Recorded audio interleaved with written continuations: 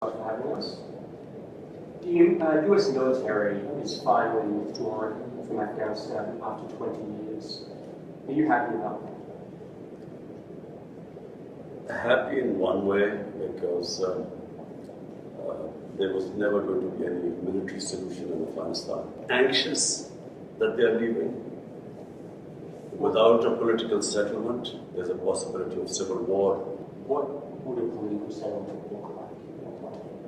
A political settlement in Afghanistan would mean a sort of a coalition government, a government from the Taliban side and the other side.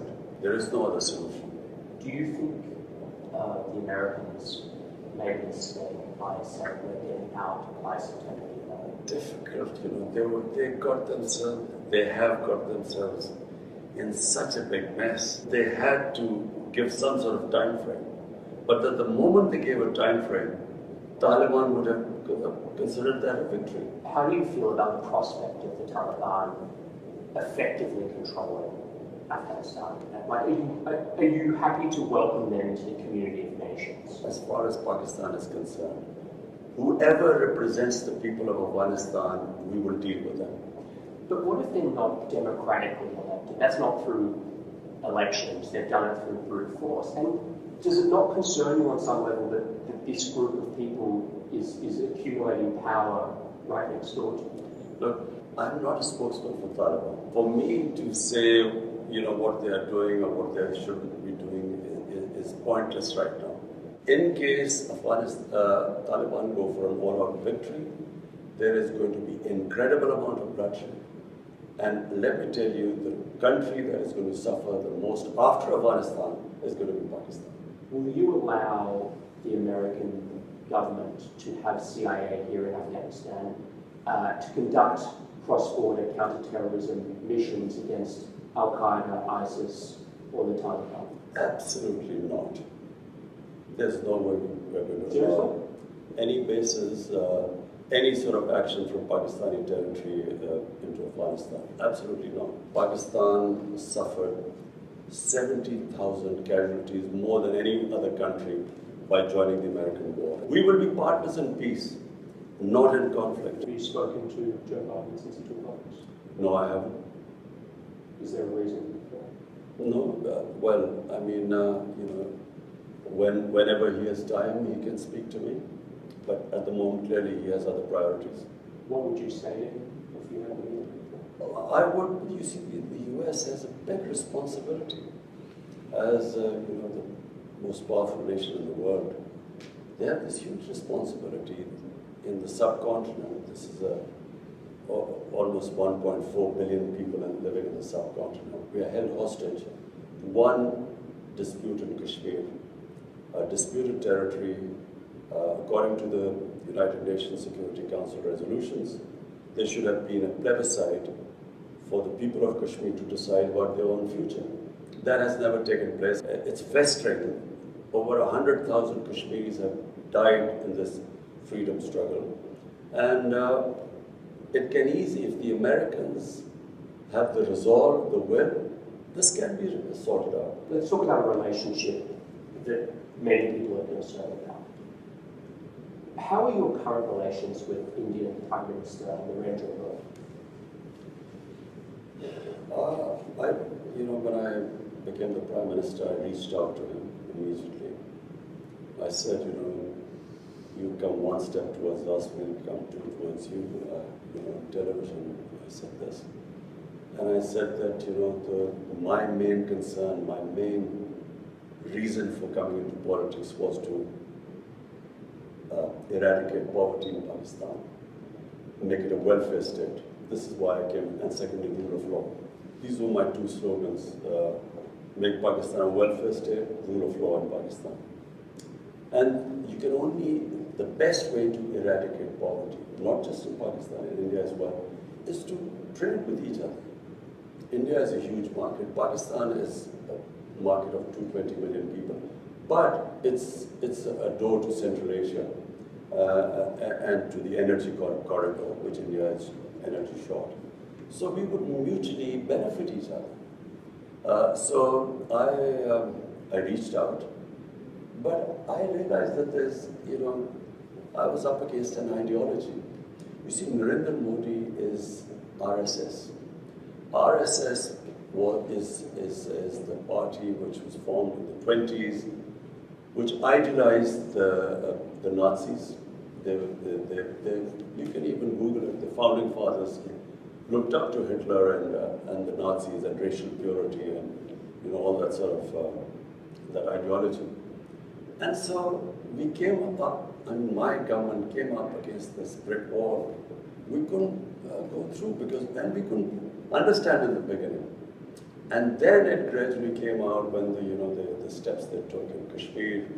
Unilaterally, they took away Kashmir statehood in 2019, August 5th, 2019. And so since then, we have there's a freeze on our relationship. We cannot start talks until they go back, they take back the steps they took on 5th August 2019 when they unilaterally took away the statehood of Kashmir.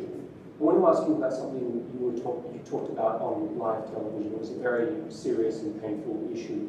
You were asked about the epidemic of sexual violence and rape in Pakistan. And you acknowledged the seriousness of the problem, and you talked about Pakistan's strict laws. You were also quoted as saying that the practice of women wearing veils, quote, is to stop temptation. Not every man has willpower, you said. If you keep increasing vulgarity, it will have consequences. This created, as you know, a bit of an uproar, and you were accused of rape victim blaming. How do you respond to that? It is such nonsense. What was I saying? I said that the fastest crime, when I first came into power, I asked the heads of police, what is, the crime figures. The crime that was rising the fastest was sex crime. Sex crime was not just rape, it was child abuse. Child abuse was really what really shocked me. And the disturbing thing was that barely 1% got reported. The families of the victims, whether they were girls or whether they were children who were being abused, were so embarrassed that they would not report it. So therefore, what I was saying was that law enforcement can then basically only deal with less than 1%. The rest the society has to deal with.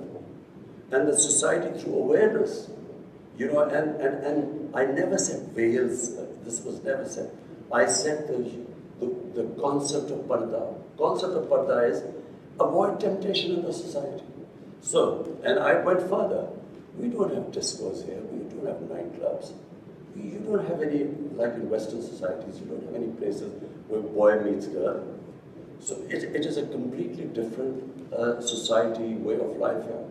So if you raise temptation in the society to the point, and all these young guys have nowhere to go, it has consequences in the society which were reflected in the crime chart. So one, you fight sex crime through law enforcement, but because the majority, and majority means 99% of sex crimes are not reported, and this is according to the police officers. So therefore, the society, public, schools, awareness, teachers, media, everyone must join in because that's how we will sort of raise awareness against sex crimes. So the concept of, I used clearly, I know exactly what I said. I said the concept of parda. Parda is not just to, it's to reduce temptation in the society. So this is what I'm trying to get, is the clarity, and I'm glad that you can explain this. What are the forms of temptation that need to be curtailed to stop the rise of rape? For one, and remember, rape is less. Okay, sexual violence. What are the forms of temptation? So child abuse is much more than rape. Okay. So these were the shocking things. So, for instance, one thing we also discovered, because then we did a bit of research on mobile phones. Right. Children have mobile phones. Material available on mobile phones. Children have never been, they've never seen such material in human history. It's never happened. Children have never had this exposure before. So when I said the whole society has to fight, starting from, how do we deal with this?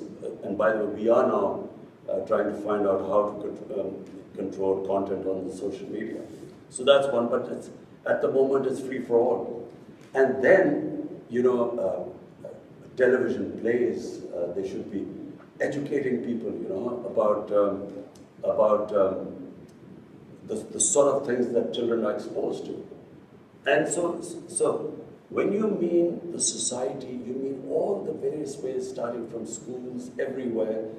The society must fight sex crimes. You also mentioned in that interview Bollywood and Hollywood. Do you believe that Bollywood and Hollywood films have contributed to this rise in sexual violence? Absolutely. When I can only compare when I went to England as an 18-year-old. There were adults-only films. The content on films was completely different. And then we saw it changing throughout. What was taboo maybe in early 70s was acceptable late 70s. So when on films the content gets X-rated and these become acceptable, clearly it has an effect on the society. X-rated is sort of underground. I mean, you don't really believe the Hollywood films or mainstream Hollywood or Bollywood films are causing a rise in sex. No. You see, what kind of films? Let me tell you, Hollywood, the way it works in the subcontinent, from Hollywood it goes to Bollywood, which is in India, which has completely changed again. What was the Indian film industry in the 70s and the 80s, gradually in the 90s, and what it is now, is completely changed. So the content is completely different. And it has an impact on the society. If anyone is telling me that this does not have an impact, you can just read, you can just see the divorce rates, you can see the sex crime. It has an effect both in India and Pakistan. So we then take the content from India, out of the films take it. And so basically what I was saying was that there must be an alternative. You must show an alternative, our own way of life. There is another way of life. Because modernity is not just permissiveness. It's not modernity. If we are thinking that, if you just have more and more permissive content on television or on films, this is modern. It's not modern. Again, I watch a lot of Hollywood films. I don't see anything that would inspire me to commit acts of sexual violence. But Jonathan, you live in a Western society. I know. So you've grown up there. I'm talking about the impact it has on our society. We have seen the change here. There's a massive change taking place. And every society must analyze itself. They must work out what are the impact it is having on different segments, and then take steps. Do you think that what women wear has any effect? That's part of this temptation? Well, if a woman is wearing very few clothes, it will have an impact on the men, unless they're robots. I mean, it's common sense. Yes, but is it really going to provoke acts of sexual violence? It depends which society you live in. If in a society people haven't seen that sort of thing, it will have an impact on them. If you grow up in a society like you, maybe it won't on you. So, I'm not talking... Jonathan, you must understand, this is this problem we face. This cultural imperialism, whatever is in our culture, must be acceptable to everyone else. It's not. Every culture is different. And therefore, when you introduce things in a culture, it has different impact there. But forgive me, when you were a cricket star, you were seen as a playboy, there were photos of you with your shirts off in your bedroom. It's a bit rich. Jonathan, this is not about me. It's about my society. Don't you feel like it's a bit rich for you to say this? Jonathan, listen, it's about my society. My priority is how my society behaves, what reactions are caused in my society. So when I see sex crime going through the roof, it's not just me. We bring people, sit down and we discuss it from different sectors of the society. We sit down, we discuss how we're going to tackle this. We have a problem. Now, are you going to tell me that I'm going to sit back and say, okay, we have this rising sex crime, but because of Australia, it doesn't have any impact, so we should do nothing about it. It is having an impact in my society. We have to do something about it. It doesn't mean what Imran Khan did 40 years or 50 years ago, so it's hypocrisy. This is absolute lunacy what you're talking about. It's absolute nonsense. We have a responsibility. I, as a Prime Minister, have a responsibility. When a sex crime takes place, when a child is abused, he's traumatized for life.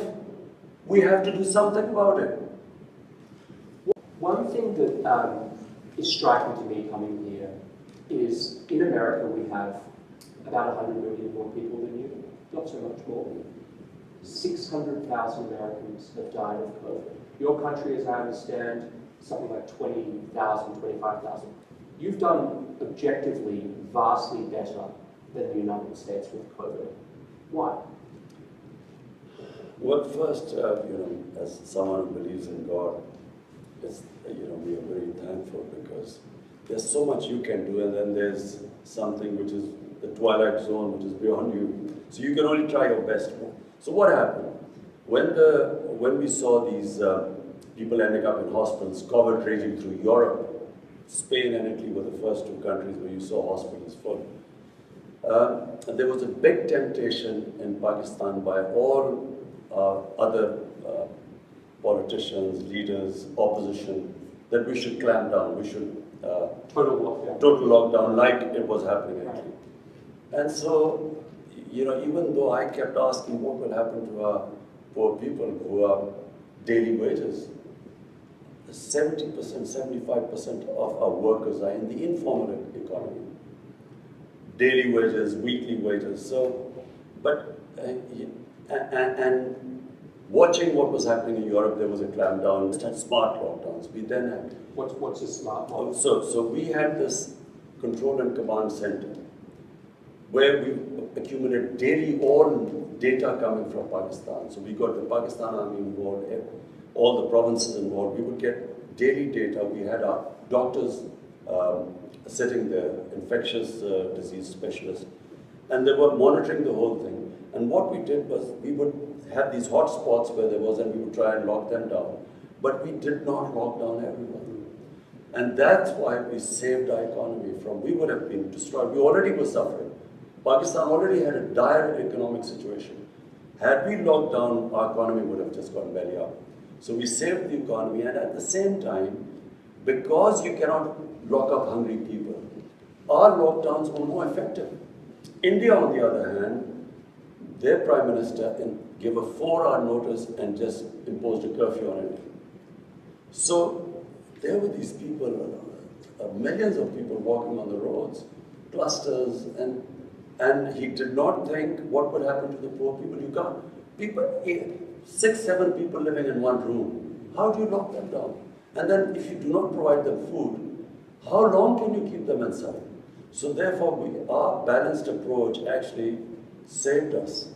So Pakistan actually managed to control it too. Secondly, we saved our economy and we came out of it better than other countries. Having said that, we still haven't come out of it completely because until we vaccinate everyone. What's your dream for Pakistan? I repeat, the dream is to raise people out of poverty. That's my biggest, which is why I think what China has done is brilliant, and we've studied all the steps they took for people to get out of poverty. So that's number one. There's nothing worse than poverty in a society. Everything else is secondary. And then is rule of law, and rule of law is very important because, in my opinion, the countries remain poor because they don't have rule of law. There's a very interesting report by the Secretary General, UN Secretary General's fact-type panel, and this investigated what is happening, the flight of capital from developing world every year. From these poor countries, $1 trillion moved towards Western societies and towards Western capitals and to offshore accounts. So this is and it happens because there's no rule of law, because the powerful can use the system and siphon off this money. Your predecessor did that. Both the two families that basically ruled Pakistan for 30 years. I mean, they've just taken billions of dollars out of Pakistan. So when this huge amount of money leaves the country, that money could be spent on human development, reducing poverty, on infrastructure, all the ways that you can create wealth. So not only do you get impoverished because that money is taken away, but then they buy dollars to take it out. So it impacts your currency. And when it impacts your currency, when your currency devalues, it raises poverty because it causes inflation. So two things. One is steps taken to reduce poverty, make Pakistan a welfare state. And secondly, to bring the powerful under the rule of law. I want to ask you about one more subject, which is climate change. Pakistan suffers from climate change in a way that I think people in America couldn't begin to understand. Like, you are in the cauldron, almost the ground zero of climate change. Help an American watching this, there's going to be a lot of Americans watching this, help them understand what the stakes are for this issue and what needs to change in your mind. Well, for Pakistan, you see, for the Americans to understand why it is critical for us that the world moves to fight climate change. 80% of all the water in our rivers come from our glaciers, which are in the mountains, Himalayas, Karakoram, the mountain ranges. And if the temperature keeps rising at the rate it is, our glaciers are melting. I was talking to the president of Tajikistan, which is on the other side of the mountains. They said that 1,000 glaciers have melted in their mountains, which bring water to their rivers. So if these glaciers are melting at a fast rate and this temperature keeps rising, then we are facing hundreds and millions of people are going to face starvation. So not just Pakistan, I mean India will face the same thing because the Ganges plain is again hundreds of millions of people and they depend on the water from the Himalayas too. So this is the big problem. But Pakistan's contribution to global warming is minuscule. Our emissions are less than 1%. 1 billion from 2013 to 18. Now we planted already another billion, and now we're going for 9 billion more. So the idea is that we should do our best to fight climate change.